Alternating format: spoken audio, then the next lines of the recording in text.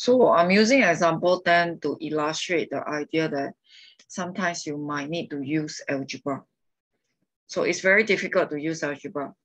So a lot of people usually got mind block, but it's going to be a very common question in O-level that they involve algebra and speed.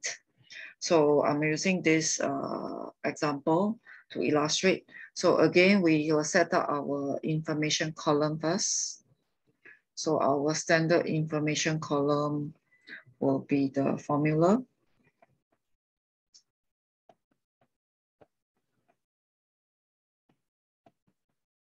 But for this question, we have like something like 20 minutes. So sometimes, like we have done before, we need to convert these 20 minutes to hours to facilitate our calculation. So that can be done under the information column as well. So I'm doing everything under the information column. Okay, so apparently this person, right, there's two parts to the journey. So again, if you want, you can draw. So you can draw out the journey. So the first part, he cycled at the speed of 9 km/h, and he uses 20 minutes for the first part, which is equivalent to 1/3 hour. After that, he decided to take a rest. He decided to take a rest, and then he continued. He continued subsequently, and then the distance, the speed. So after he rested, his speed increases.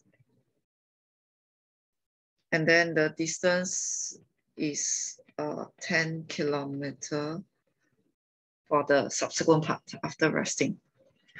Okay, so from here we know, okay, we have some resting time, and we are given that the full speed, average speed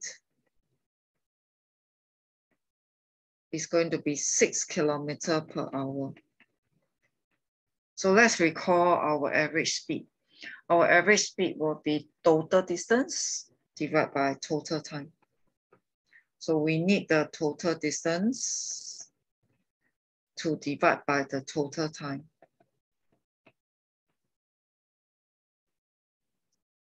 Okay, so, and we are interested to find the how long he take a rest.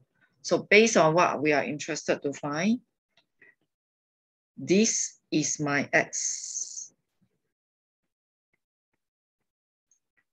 So how long he rested is going to be my X hours. Okay, so then we will focus to form our algebra based on total distance and total time. So we try to form our algebra based on total distance and total time. So let's talk about total distance first. So if you look at the first part of the journey, I don't have the distance. Okay, but I can find the distance if I use the formula speed times time.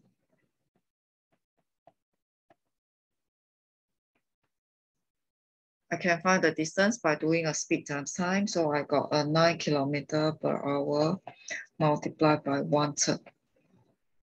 So from here, that will be 3 km.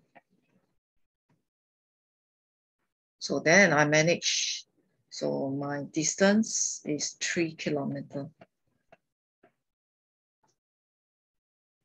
And I already gotten the distance for the second part. So from here, I can find the total distance for the whole journey.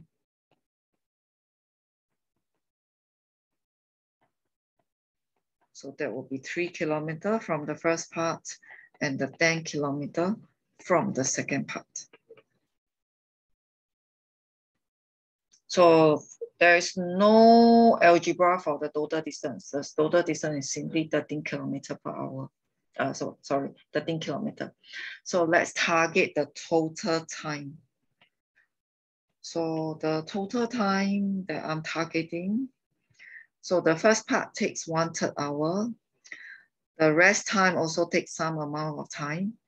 Okay, but I don't have the time for the second part of the journey.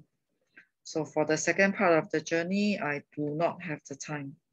So I need to find out the time by using the formula. So that's why you should have the formula ready. So I need the distance divided by speed, which is a 10 kilometer divided by a 7.5 kilometer per hour.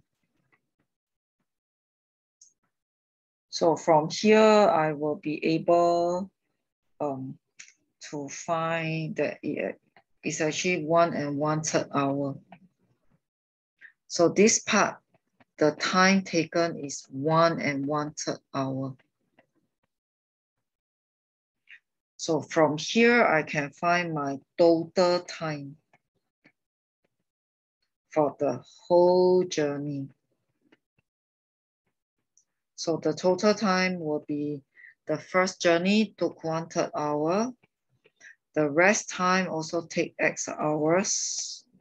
The second part of the journey take 1 1/3 hour. So all in all, I will be taking X plus 1 2/3 hour.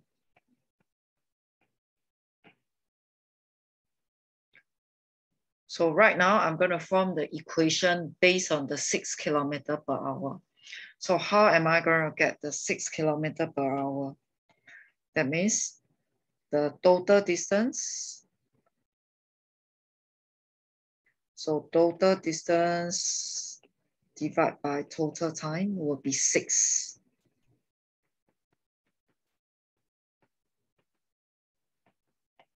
And the total distance is 13.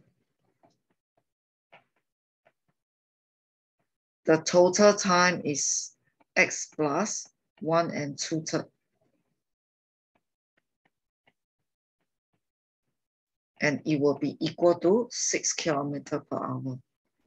So that's how you form the equation. Your total distance doesn't have algebra, but the total time has some algebra. So from here, we use the idea of what have you learned from your algebra? You learn your cross multiplication. So you can cross multiply, expand out to your bracket.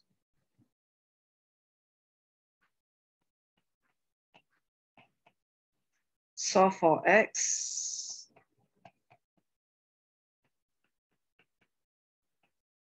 So X turns out to be half. So why is this half? That means, right, his rest time is, he rests for half an hour. So that is the forming of using algebra to form equation. So it'll be pretty difficult. So if you have algebra question that involves speed, I would suggest you must have your information column, or else at a certain point of time, you realize that you cannot process. So the key idea on this one is to use algebra in speed.